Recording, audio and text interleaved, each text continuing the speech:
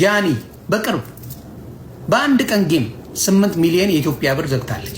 በ5 ደቂቃ ጌም it's all here።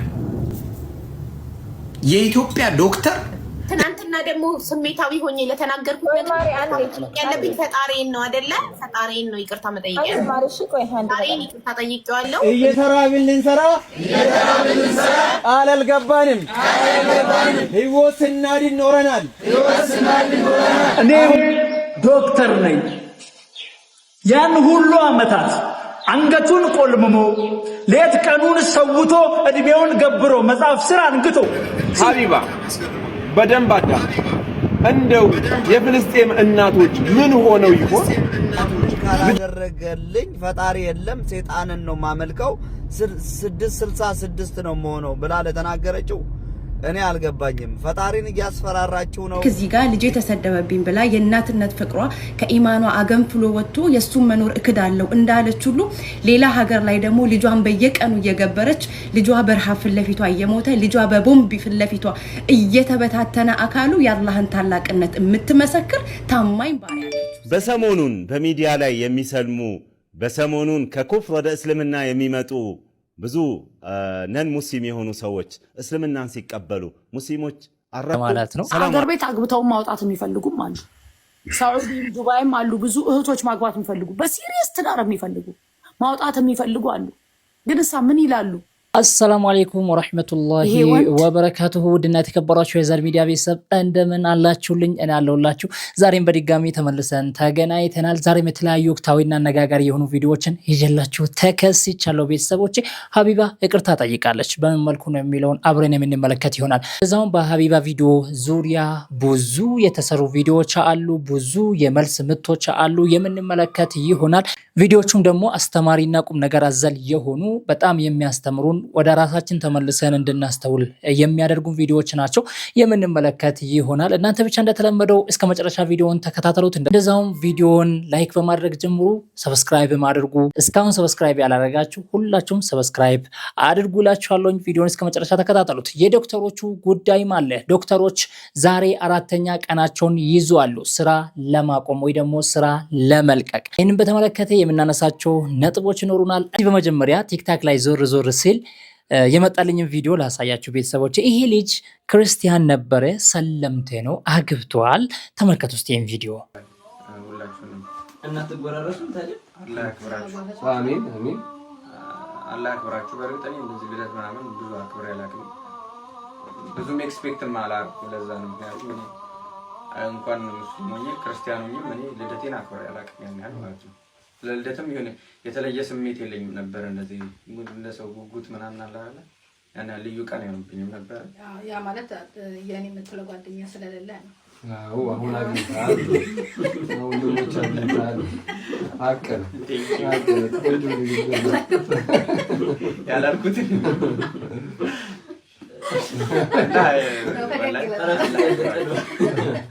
አላህ መሰለኝ አከበረኝ። አላህ ያክብራችሁላችሁ። አሚን አሚን። አመሰግናለሁ። ስብስባችንን አላህ እስከ አኺራ ያዝልቀው ኢንሻአላህ። በጀነት እንድንሰበሰብ አላህ ያደርገን። አሚን። እኔ ወድ ሚስቶች ኢንሻአላህ ጥምጥም ነው እንጂ ምን ተመቸ ሳሚ ዋትበላንተ እኛንም ለዚህ ቀን ያብቃን እያልኳችሁኝ ማለት ነው ቤተሰቦች። ማለቴ ልደትን ለማክበር ሳይሆን ቪዲዮ መጨረሻ ላይ አያችሁትም ማለት ነው። ለመሳም ያደርስን እያልኩ ያብቃን እያልኩኝ ከዚህ ልጅ በጣም ያገኘሁት ነገር ምንድነው? ዋናው ፖይንት እኔ ክርስቲያንም ሆኜ አክብሬ አላቅም እንኳን ዛሬ ሙስሊም ሆኜ ማክበር አለ። አያችሁ፣ ሙስሊም ሆነ እስልምና ውስጥ ተወልደ አድርገህበት ማለት ነው። እስከ ዛሬ ስለ ልደት ምንነትን ሳታቅ እስከ ዛሬ ልደትን የምታከብር ወንድም እህቴ ሰምተሻል፣ ሰምተሃል። ይሄ ልጅ በቅርብ ነው ወደ እስልምና የመጣው። በዚህ መልኩ ሰርፕራይዝ ተደርጎ አመሰግናለሁ፣ እኔ ልደት አክብሬ አላቅም፣ ላደረጋችሁልኝ ነገር ደግሞ እጅግ በጣም ነው ማመሰግናችሁ ብሎ ሸኛቸው። ይሄ በጣም ትልቅ ነገር ነው እና ይመችህ ወንድሜ ለማለት ነው። አገር ቤት አግብተው ማውጣት የሚፈልጉም አሉ። ሳዑዲም ዱባይም አሉ። ብዙ እህቶች ማግባት የሚፈልጉ በሲሪየስ ትዳር የሚፈልጉ ማውጣት የሚፈልጉ አሉ። ግን እሳ ምን ይላሉ? ይሄ ወንድ እዚህ ከመጣ በኋላ አሁን የሚሰጠው ለወንድም የሚሰጠውን ስም ታውቃላችሁ። ገንዘብ ነው የሚፈልገው፣ ይሄንን ነው የሚፈልገው፣ ይሄንን ነው የሚፈልገው።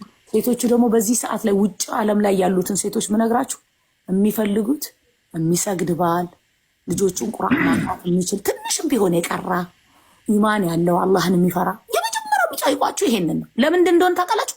ዱርዮቹን ያውቋቸዋል፣ እዛ ዙሪያቸው ላይ ያያቸዋል። ነን ሙስሊሞችንም ያያሉ፣ ሌሎችንም። ስለዚህ ይሄ ሲሪየስ ማተር ነው፣ በጣም በትክክል ሊሰራበት የሚገባ ኢንሻአላሁ ተዓላ። እንግዲህ ሐላል ሆምን ባለፈውም ተዋውቀዋለሁኝ፣ ግን እኔ እንደዚህ በጣም የሚሰሩ መሆኑን አላቅም ነበረ። እናጋባለን ሲሉ እንዴት እንደሆነም አልተረዳሁም። አሁን እንዳለው ከሆነ የራሳቸው ድርጅት አላቸው እንግዲህ ያቋቋሙት ፍቃድ ያለው እዛ ላይ ኢንሻአላሁ ተዓላ እንግዲህ ወይ በሳምንት አንድ ቀን እኔ ቤትም ቢሆን ተራውና አሁን እሱ እንዳለው ከሆነ ግሩፕ ላይ አርጋዋቸው ምናምን ነው። በቃ የኛም መጨረሻችን ወደዛ ሳይሆን አይቀርም ቤተሰብ። ምክንያቱም በጣም ገራሚ ምስቶች በዛ በኩል እየተገኘ ነው እየተባለ ነው እና ወደዛ መሄዳችን አይቀርም። እንግዲህ ምንም ማድረግ አንችልም። ያው ጊዜው ነው፣ ከጊዜው ጋር ነው መሄድ ያለብን ማለት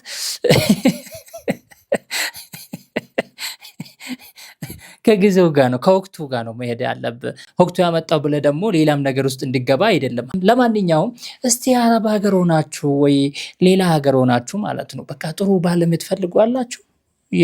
የምሯ ነው አሲያ የምትናገረው እውነቷን ነው ማለት አላችሁ እንደዚህ የምትፈልጉ። እኔ ቢያንስ እሰግዳለሁ፣ ቢያንስ ሌላ ነገር ያው የማያውቀው አላህ ነው። ግን አልሐምዱሊላህ 5 አውቃት ሰላትን እሰግዳለሁ፣ በቃ እሰግዳለሁ። ከዚህ በላይ ደግሞ ሌላ ምንም ነገር የለኝም። ሀብት እንደሆነ የለኝም፣ ሌላ ምንም የለኝም። በቃ እሰግዳለሁ ሰላት ብቻ። እሱ ደግሞ ይጠቅምሻል። እንዴት ነው? ለማንኛውም ይመቻችሁ ቤተሰብ። በጣም ደስ የሚል ፕሮግራም ነው። ባይዘው ብዙ ጊዜ እየተከታተልኩኝ ነው። በጣም ደስ የሚል ፕሮግራም ነው። እስኪ ተሳተፉት። እሺ ወደ ሰሞናዊ ቪዲዮ ደግሞ ስንሄድ ዶክተሮች እንደ ኢትዮጵያ እንደ ሀገር አቀፍ ማለት እንችላለን ከተለያዩ አካባቢ እንግዲህ 6 ቀን ነው የቀረን 7 ቀን ነው የቀረን ስራ ለመልቀቅ ስራ ለማቆም ብለዋል። ዛሬ 4ኛ ቀናቸውን ይዟሉ። እስቲ ከ4 ቀን በኋላ የሚፈጠረው ነገር ምንድነው? ምን ሊሆን ይችላል የሚለውንም የምናይ ይሆናል።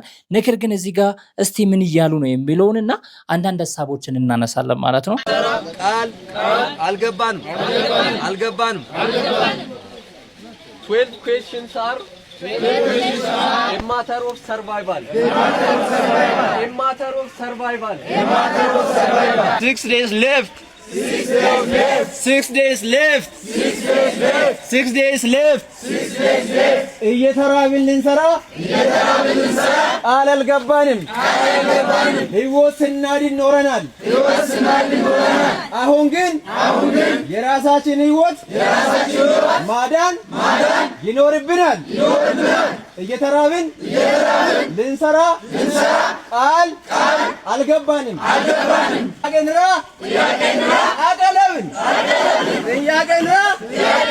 አቀለብን 6 days left. አስባችሁታል? ለ27 ዓመታት ገደማ ትምህርታቸውን ላይ ጠንከር ብሎ ተስፋ ሳይቆርጡ ተምሮ ጨርሶ እንደገና በግድ ደግሞ ይሄንን ስራ አገኝቶ ይዞ እንደገና ደግሞ እዛ እያደሩ እየዋሉ ምናምን እያሉ የብዙ ሰው ነፍስ እያዳኑ ሰበብ እየሆኑ ማለት ነው። ትንሽ ብር 10,000 እስከ 16,000 ብር ሲከፈላቸው ምንድነው የምትሉት? እስቲ አስባችሁታል ይሄንን ነገር? አንዲት ሴት እኮ አረብ ሀገር ሄዳ በወር ስንት ነው የምታገኘው? ለምሳሌ ዱባይ ያላችሁት በወር ስንት ነው የምታገኙት? ማክሲመም ሚኒመም ስንት ነው የምታገኙት? በጣም ብዙ ነው ወደ ኢትዮጵያ ሲመነዘር ማለት ነው። እነሱ ደግሞ በኢትዮጵያ ብር እስከ 16,000 በቃ ማክሲመም ተቆራርጦ ምናምን ብሎ ማለት ነው። አስባችሁታል?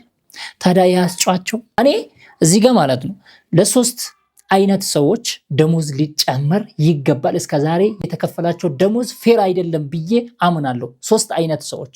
እኔም ዶክተር ነኝ።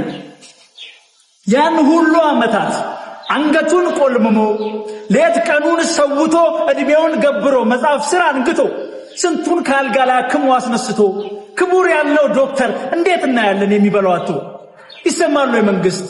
ይሰማል ወይ ህዝቤ?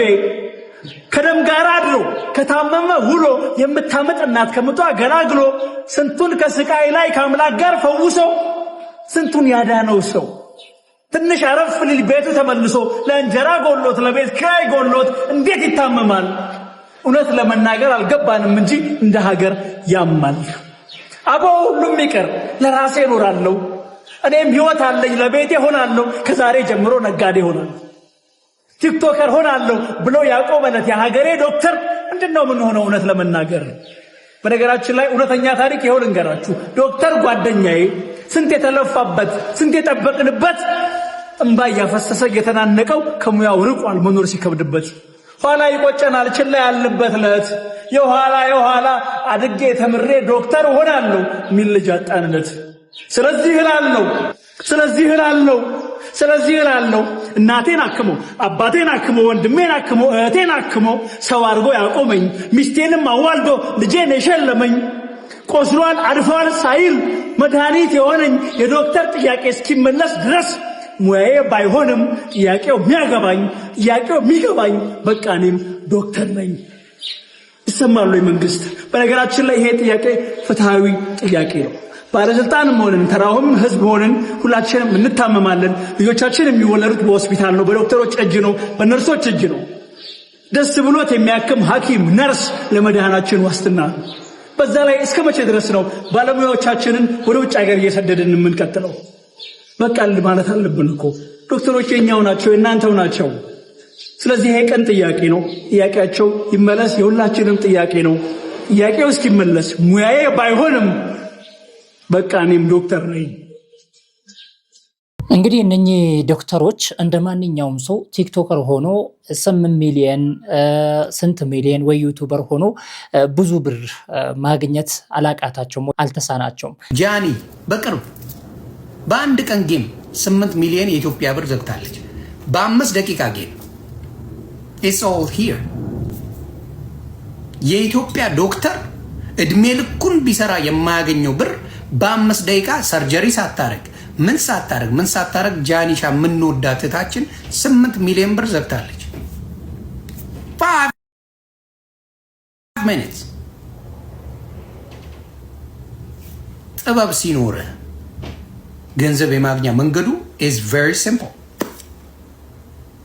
ጥበብ ሲኖርህ ጥበብ ያልተሰጠው ሰው ነገርኩ እኮ የዶክተሮቹ ከኔ ኢማጂን ሰርጀሪ ነው ተምሯል፣ የ20 ዓመት ልምድ አለው። ለዚህ ነው ቲክቶከር መሆንም አያቅታቸውም ነበር፣ ዩቲዩበር መሆንም አያቅታቸውም ነበር። ይችሉበት ነበር። ገባቸው አይደል? ነገር ግን ዛሬ ላይ ለህዝቡ ብሎ ሁሉም ነገር እየተፈራረቀባቸው ለህዝባቸው ብሎ ራሳቸው ያዝ አድርጎ እየሰሩ ነው፣ እየለፉ ነው፣ ዋጋ እየከፈሉበት ማለት ነው። ታዲያ 16,000 ብር ለነሱ በቂ ነው ወይ? ዛሬ ዘይት 5 ሊትር በስንት እየተገዛ እንዳለ፣ ሽንኩርታ 1 ኪሎ በስንት እየተገዛ እንዳለ ሁላችሁም ታውቃላችሁ። ይሄንን ጉዳይ ወደ ፖለቲካ የወሰዱ ሰዎችም አሉ። ሁሌ ፖለቲካ የሚያምራቸው የሚያጫውታቸው ሰዎች ይሄንን ወደ ፖለቲካ ወስዶ ባይዘው ይሄ የህይወት የመኖር ጉዳይ ነው። ካልበላ አሰራም፣ ካልጠጣ አሰራም። ለሶስት አይነት ሰዎች ገንዘብ ጭማሪ ሊደረግላቸው፣ ደሞዝ ጭማሪ ሊደረግላቸው ይገባል ብያችሁ ነበር። አንደኛ እነኞች ዶክተሮች በቂ የሆነ ደሞዝ ሊከፈላቸው ይገባል። ሁለተኛ ሚሊተሪዎች በቂ የሆነ ገንዘብ፣ በቂ የሆነ ደሞዝ ሊከፈላቸው ይገባል። ሚሊተሪ ግዴታ ነው። ሀገሪቷን ሰበብ ሆኖ እየጠበቁ ያሉት እነሱ ናቸው። ህይወታቸውን ሰውቶ ለሀገራቸው እየኖሩ ያሉት እነሱ ናቸው። ስዘንብም ዝናብ ውስጥ፣ ስበርዳቸውን በርድ ውስጥ፣ ፀሐይና ዝናብ እየተፈራረቀባቸው ሀገሪቷን እየጠበቁ ያሉት እነሱ ናቸው። ስለዚህ ለነሱም ሊጨመርላቸው ይገባል። እኔ ብዙ ጊዜ ያሳስበኛል ይሄ ነገር፣ ወላሂ ነው የምላቸው። ብዙ ጊዜ ማለት ነው። ከማንም በላይ እየሰሩ ያሉት፣ ከማንም በላይ ሪስክ እየወሰዱ በስራቸው እየሰሩ ያሉት እነሱ ናቸው። ነገር ግን የሚከፈላቸው ደሞዝ ስንመለከት አንድ ተራ ማን ልበላችሁ፣ በቃ በጣም ፌር አይደለም ነው የምላችሁ። ሶስተኛ አስተማሪ በቂ የሆነ ደሞዝ ሊከፈላቸው ይገባል። ማንኛውም አዋቂ ፓይለት በሉ፣ ዶክተር በሉ፣ ኢንጂነር በሉ፣ የፈለገ አይነት ሰው ይሁን ባለሙያ ይሁን ያለ መምህር እዛ ያደረሰ የለም። ስለዚህ ለአስተማሪዎችም በደንብ ሊጨመርላቸው ይገባል ነው ብላችሁ ይሄንን እናንተ እስቲ አስቡበት። ምን ትላላችሁ? ሐሳባችሁን ኮሜንት ላይ አጋሩኝ። ምን ትላላችሁ? እስቲ ወደ ሌላኛው ቪዲዮአችን ደግሞ ልውሰዳችሁ። በሰሞኑን በሚዲያ ላይ የሚሰልሙ በሰሞኑን ከኩፍር ወደ እስልምና የሚመጡ ብዙ ነን ሙስሊም የሆኑ ሰዎች እስልምናን ሲቀበሉ ሙስሊሞች አረኩም። ሰላም አለይኩም ወራህመቱላሂ ወበረካቱ። አልሐምዱሊላህ አዲስ ለሰለሙ ሰለምቴዎች እንኳን ደስ ያላችሁ፣ እንኳን ወደ ኢስላም መጣችሁ፣ እንኳን ወደ ተፈጥሮ እምነት መጣችሁ እንላለን። በጣም የሚገርመው ግን ይሄ ነገር ደስ ያላላቸው ሰዎች አጀንዳቸው ሌላ የሆኑ ሰዎችን አይተናል። የአህባሽ አንጃ ሱብሃንአላህ አልሰለሙም። ከኩፍር ወደ ኩፍር ነው የሄዱት። ሙስሊሞችን የማክፈር አባዚያቸው ይሄው ፍንትው ብሎ እየወጣ ነው። ሱብሃንአላህ ወደ ቂብላ ላኢላሃ ኢላላህ ያለን ሰው አልሰለመም። ላኢላሃ ኢላላህ እኮ ወደ እስላም መግቢያ ቃል ነው። ሱብሃንአላህ ማዕናው ምንድን ነው? ላ ማዕቡደ ቢሐቅን ኢላላህ ከአላህ በስተቀር ምንም የሚመለክ የለም።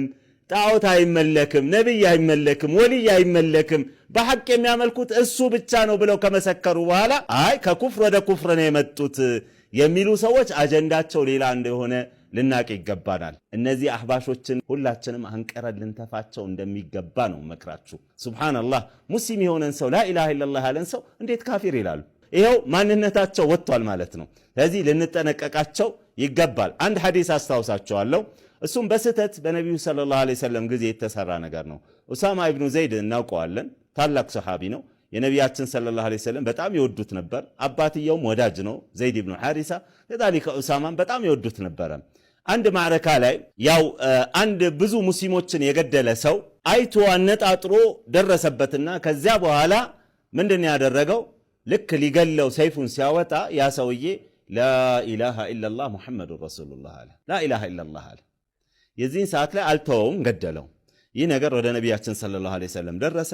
ነቢያችን ሰለላሁ ዐለይሂ ወሰለም ለምን ይህን ሰራህ ብለው ጠየቁት። እሱ ብዙ ሙስሊሞችን ፉላንን እከሌን እኮ ገሏል። ደግሞ እኮ ላኢላሃ ኢላላህ ያለው ሰይፉን ሳወጣበት እኮ ነው፣ ለመጠበቅ ብሎ እኮ ነው፣ ከሰይፍ ለመዳን ብሎ እኮ ነው ሲል ነቢ ዓለይሂ ሰላቱ ወሰላም ፈከይፈ ተስነዑ ቢላኢላሃ ኢላላህ ኢዛ ጃአት የውመል ቂያማ ቂያማ ቀን ላኢላሃ ኢላላህ ስትመጣ ምን ልታረግ ነው? ለመሆኑ በአንዳንድ ሪዋያ ላይ ልቡን ፈልቅቀህ አይተኸዋል ወይ? ይሄ የልብ ስራ ነው።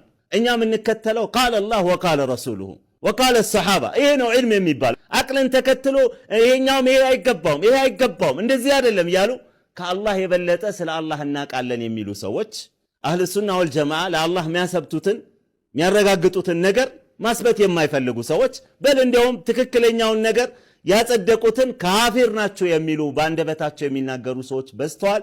አላህ አያብዛቸው፣ አላህ በረካ አይስጣቸው። ሙስሊሞች ልንነቃባቸውና የነሱን መጥፎነት አጀንዳቸው ምንድነው ተልኳቸው ምንድነው የሚለው ልናቅ ይገባናል። ወሰላሙ አለይኩም ወራህመቱላሂ ወበረካቱ። ወአለይኩም ሰላም ወራህመቱላሂ ወበረካቱ። እንግዲህ አህባሽ ሰሞኑ በጣም ወጥር አድርጎ የያዙት ስራ አለ። እሱ ምንድነው ወደ እስልምና እየመጡ ያሉ እህትና ወንድሞቻችንን ማክፈር፣ ካፍር ናቸው፣ ከኩፍር ወደ ኩፍር እያሉ ነው።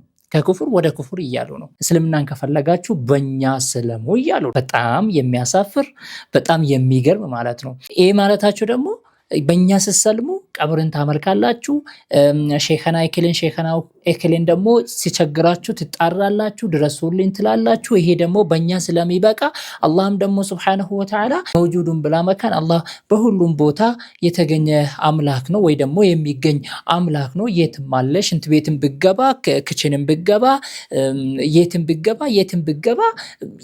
ብገባ አምላካችን አለ። ኢነላሃ ዐለል አርሽ እስተዋ።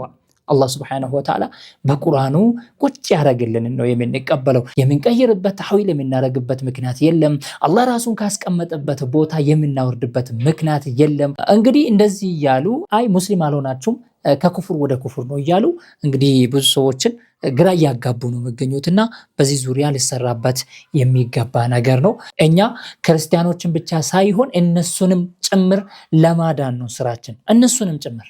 አንዳንዴ ስሜታዊ ስንሆን የምናደርገው ነገርና የምንናገረው ነገር ዋጋ ያስከፍለናልና በመጀመሪያ የሀቢባን ልጅ በፈጣሪ ስራ ገብታችሁ ለተናገራችሁ እኔ ምንም ምለው ነገር የለም። ወልዳችሁ ፈጣሪ የስራችሁን ይስጣችሁ ነው ምለው። በመቀጠል ግን ሀቢባ ለተናገረችው ነገር እኔ ፈጣሪ የሆነ ነገር ጠይቄዋለሁና ያንን ካላደረገልኝ ፈጣሪ የለም ሰይጣንን ነው ማመልከው 666 ነው መሆነው ብላ ለተናገረችው እኔ አልገባኝም። ፈጣሪን እያስፈራራሽው ነው ምንድነው? እንደዚህ ካላደረገልኝ ተብሎ አይነገርም አይባልም። እንደዚህ ማለት ፈጣሪ የፈቀደውን ነው የሚያደርገው። ደግሞ ላንቺ ብታቂ በጣም ትልቅ ነገር አድርጎልሻል። ኤክስፒሪየንስ ኖሮሽ እንዲህ ላይፍ ላይ ቁጭ ብለሽ ማአት ከማንም በላይ ህዝብ እንዲከተልሽ ያደረገ ፈጣሪ ነው ብታቂ ማለት ነው። ልታመሰግኝ ይገባል እንጂ ልትወቅሺ አይገባም። ስለ ልጅሽ ደግሞ እሱ የፈቀደውን ነው የሚያደርገው እንጂ ሰው ስላዘዘው ሰው ስላለው። ይሄ ከክርስቲያኖች ነው። እስቲ ከሙስሊሞችስ? ሀቢባ ልጅሽ መስማት አይችልም፣ መናገር አይችልም ተብያለሁ፣ ተሰድቧል፣ ተረግጧል ብላ በዚህ ልክ ወጣ እያለቀሰች ማየቴ እጅግ በጣም ቢያሳዝነኝም እምነቴን እቀይራለሁ 666 ሆናለሁ ፈጣሪን ያልኩትን ካላደረገልኝ ያለችው ነገር ግን እጅግ በጣም አስገርሞኛል። ሀቢባ በደንብ አዳምጡ። እንደው የፍልስጤም እናቶች ምን ሆነው ይሆን ልጆቻቸው እንኳን ተሰድበው ይቀርና የመኖር ተስፋቸው ተነፍገው እንዳይኖሩ በፍርሽራሽ በፎቅ ፍርሽራሽ እየወጡ እየተቀበሩ እነሱ ምን ሆነው ይሆን? እንደው ከፍልስጤም እናቶች እንዴት መማር አቃተሽ? በርግጥ ለልጅሽ ብዙ ዋጋ ከፍለሻል። ልጅ እኮ የፈጣሪ ጸጋና ስጦታ ነው። አንቺ ደግሞ ከዚህ የባሰ የምትሆኝ ከሆነ አላህ ስቃይሽን እንዳያበዛው ልጅሽን እንዳይነጥቅሽ በላ እንዳያመጣብሽ ምኞቴ ቢሆንም ብትጠነቀቂ ግን መልካም ነው። መጠንቀቅ የመሰለ ነገር የለም። አንዳንዴ ከልክ በላይ ማዘን ሌላ ሐዘን ለግድናና ሌላ ጨምርብኝ እንደማለት ነው ይባላል። ይሄ ወንድማዊ ምክሬ ነው። ውድ እህቴ ሀቢባ ተጠንቀቂ። ቢ ኬርፉል። ማስተዋል ያለባችሁ ነገር ቢኖር አንድ ሰው ወደ እስልምና ሲመጣ ራሱን ከማዳኑ ውጪ ለአላህ Subhanahu Wa Ta'ala የሚጨምርለት አንዳችም ነገር የለም። ከእስልምናም ሲወጣ ራሱን ከመጉዳት ውጪ አላህ Subhanahu Wa Ta'ala የሚጎልበት አንዳችም ነገር የለም። እኛ ያለ አላህ ማንም የለንም። አላህ ግን ከኛ ውጪ በሐቅና በታማኝነት የሚገዙት ነፍ ከኛ የተሻሉ ባሮች አሉት። ልክ እዚህ ጋር ልጄ ተሰደበብኝ ብላ የእናትነት ፍቅሯ ከኢማኗ አገንፍሎ ወጥቶ የሱን መኖር እክዳለው እንዳለች ሁሉ ሌላ ሀገር ላይ ደግሞ ልጇን በየቀኑ እየገበረች ልጇ በረሃ ፍለፊቷ እየሞተ ልጇ በቦምብ ፍለፊቷ እየተበታተነ አካሉ የአላህን ታላቅነት የምትመሰክር ታማኝ ባሪያ ነች። ስለዚህ አላህ Subhanahu Wa Ta'ala የሚጎልበት ምንም ነገር ስለሌለ አትሞኙ። ይሄን ካላረክልኝ ከዚህ መንገድ ወጣለሁ አላህ ምንም አይጎልበትም። ምክንያቱም እዛ ጋር ልጇ እየተሰደበ አይደለም በቦምብ እየፈነዳ አካሉ ፍለፊቷ እንዲ ለቀብር እንኳን እንዳያመችሉ እየሞተ የኔ ጌታ በነገሮች ሁሉ ትክክል ነው ብሎ የምትመሰክርለት የሚመሰክርለት ባሮች ስላሉት አላህ ምንም አይጎዳም። አትሞኙ። ግን ይሄንን ቃል እንድትል ገፋፍታችሁ ምንም ያላጠፋ ልጇን ነካክታችሁ ደካማ ጎኗን ነካክታችሁ ይሄንን ቃል እንድትል ያዳረጋችኋት ሰዎች እናንተም ነገ በአላህ ዘንድ ትጠየቃላችሁ። እናንተ ተርቢያ የማታቁት አግድም አደጎች ማለት ነው። ምንም በማያረገው ልጇ አላህ Subhanahu Wa Ta'ala በሰጠው እንትን እንደ ነውር አይታችሁ እንደዛ ከፍና ዝቅ አድርጋችሁ አንድ ፍሬ ልጇን በሰው ሀገር ብዙ ነገር ሆናበት ያሳደገችው ልጇን እንደዛ ተናግራችሁ ከድንበር እንድታልፍና እንድትናገር ያደረጋችኋት በአላህ ዘንድ ነገ ትጠየቃላችሁ። ሐስቢ አላህ ወነዕመል ወኪል። አንቺ እህቴ ረጋ ብለሽ በተረጋጋ መንፈስ አንቺ ልጅሽ አጠገብሽ ነው። ቢርባው ቢጠማው ታቂዋለሽ። ፍለፊትሽ እያሳደግሽ ነው። እነዛን እናቶች አስበሽ የአላህን ታላቅነትን ሁሌም ልጃቸውን እየገበሩ የሚመሰክሩ እናቶችን አስበሽ ተረጋግተሽ እስቲግፋር ለማድረግ እንግዲህ በጣም ከባድ ነው። ወላሂ ነው የምላችሁ። የሀቢባን ንግግር ከሰማው በኋላ በጣም እንዲያስብ ነው ያደረገኝ። ለነማን? ለነዛ ለፈለስጢኖች አላህ Subhanahu Wa Ta'ala አሁንም ሰብር ይስጣቸው። ለነሱ የሰጠውን ሰብር ለኛም ይስጠን። ወላሂ ነው የምላችሁ። እንደዛ ልጆቻቸውን በየቀኑ ለት በለት እየገበሩ ነገር ግን አልহামዱሊላህ ይላሉ። አልহামዱሊላህ ላደረክልኝ ነገር ሁሉ አልহামዱሊላህ ይላሉ። አይገርምም ወይ? ስንት ልጆቻቸው አንድ ልጅ አይደለም የሷውን ተሰደበባት እንጂ ማንም አልነካው፣ ማንም ምንም አላደረገም። ነገር ግን እሷ ፈጣሪን እስከ መካድ ድረስ ነው የሄደችው። ስሜታዊ ሆናም ይሁን እንዴትም ይሁን ነገር ግን ፈጣሪዋን እስከ መካድ አላህ Subhanahu Wa Ta'ala እስከ መካድ ነው የሄደችው። እነዛ ሰዎች 10 ልጆቻቸውን 9 7 8 ልጆቻቸውን ለሀገራቸው ለዲናቸው ብሎ በአላህ መንገድ ላይ ልጆቻቸውን እየሰጡ ያሉ እናቶችስ እንዴት ይሆኑ? በጣም ይገርማቸዋል። አንድ አባት አንድ እናት ስንት የልጆቿን አስከሬን ከፊት ለፊት አስተኝታ እየሰገደችበት አላህ ወይ አንተ ባደረግከው ነገር ሁሉ አምናለሁ ለበጎ ነው ብላ አልሐምዱሊላህ ረብል ዓለሚን አንተ ነህ የሰጠኸኝ አንተ ነህ የወሰድከው የራስህን ነገር ነው የሰጠኸኝ የራስህን ነገር ነው የወሰድከው አላህ ሊፈትናቸው እንደሆነ ቀድሞ አምኖበታሉ ወለነብሉወነኩም بشيء من الخوف والجوع ونقص من الأموال والأنفس والثمرات وبشر الصابرين الذين إذا أصابتهم مصيبة قالوا إنا لله وإنا إليه راجعون أولئك عليهم صلوات من ربهم ورحمة وأولئك هم المهتدون የሚለውን አያ ቀርቷሉ ሐፍዟሉ አምኖበታሉ እንደኛ ቀርቶ ብቻ አይደለም ያለፉት አምኖበታሉ አላህ Subhanahu Wa Ta'ala እንደዚህ አይነት ሰብር እንደዚህ አይነት ቁርጠኝነትን ይስጠን ይላሉ ሀቢባም ደግሞ እንግዲህ በመጨረሻ ወደ አላህ ተመልሻለሁ እያለች ነው በተናገርኩት ነገር በጣም ተሳስቻለሁ አላህን ይቅርታ ጠይቃለሁ እናንተንም በንግግሬ የተናደዳችሁት የተሰማችሁት ሰዎች ይቅርታ አድርጉልኝ ብላለች ትናንትና ደግሞ ስሜታዊ ሆኜ ለተናገርኩት ነገር ያለብኝ ፈጣሪን ነው አይደለ ፈጣሪን ነው ይቅርታ መጠየቅ ፈጣሪን ይቅርታ ጠይቄዋለሁ እናንተም ደግሞ የደበራችሁ ሰዎች ላይክ ትናንትና ባልኩትኝ ካልፈረደልኝ እኔ ሃይማኖት አልባ ሆናለሁ 666 ሆናለሁ ብያለሁ እንደ እናት ስሜታዊ ሆኜ እሱን ፈጣሪን ይቅርታ ጠይቄዋለሁ ለምን ፈጣሪን ነው ያስቀየምኩት እሱን ይቅርታ ጠይቄዋለሁ ይሄን ስል ደግሞ ለተከፋችሁ ሰዎች ደግሞ ላዘናችሁ ሰዎች ደግሞ ይቅርታ አላችኋለሁ እሺ በጣም ይቅርታ ስሜታዊ ሆኜ ነው በጣም እና ፈጣሪን ይቅርታ ጠይቄዋለሁ እሱ ይቅር ብሎኛል እሱ ይቅር ባይ ነው ይቅርታዬን ተቀብሎኛል እና እናንተንም ደግሞ ይቅርታ ጠይቄያችኋለሁ አመሰግናለሁ ፈጣሪን ይቅርታ ጠይቄዋለሁ እያለች ነው እንግዲህ አላህ ይመልሳት አልተመለሰችም እቺ ልጅ አልተመለሰችም እንደዚህ ስላችሁ 666 ነው ሆናለሁ ብላ የነበረው ነው እንጂ ፈጣሪዋን ይቅርታ ያጠየቀችው አሁን ያለችበት ሁኔታ ራሱ ከአለባበሷ ጀምሮ ብዙ ነገሯ ፈጣሪን የሚያስቆጣ ነገር ነው እና አላህ Subhanahu Wa Ta'ala እስከመጨረሻ ሂዳያ ይስጣት እቺ ልጅ ያው ብዙ ጊዜ የምትሰራው ነገር በጎ ነገር ነው ጥሩ ነገር ነው የምትሰራው ሰውን ትረዳለች ሰው እንዲረዳ ታደርጋለች ታስተባብራለች በጣም ጎበዝ ነች ነገር ግን ሂዳያ የላትምና አላህ Subhanahu Wa Ta'ala ሂዳያ ይስጣት ወደ ቀጥተኛው መንገድ የሚመልሳት እንላለን እንግዲህ ውድ ቤተሰቦቼ ቪዲዮዬን ይመስል ነበር ቪዲዮውን እንዴት አገኛችሁት ሐሳብ አስተያየታችሁን ኮሜንት ላይ አስቀምጡልኝ ቤተሰቦቼ እንግዲህ በሌላ ቪዲዮ ተመልሰን የምንገናኝ ይሆናል እስከዛ ባላችሁበት ሰላም ሁኑልኝ አላህ ይጠብቃችሁ ወሰላሙ አለይኩም ወራህመቱላሂ ወበረካቱ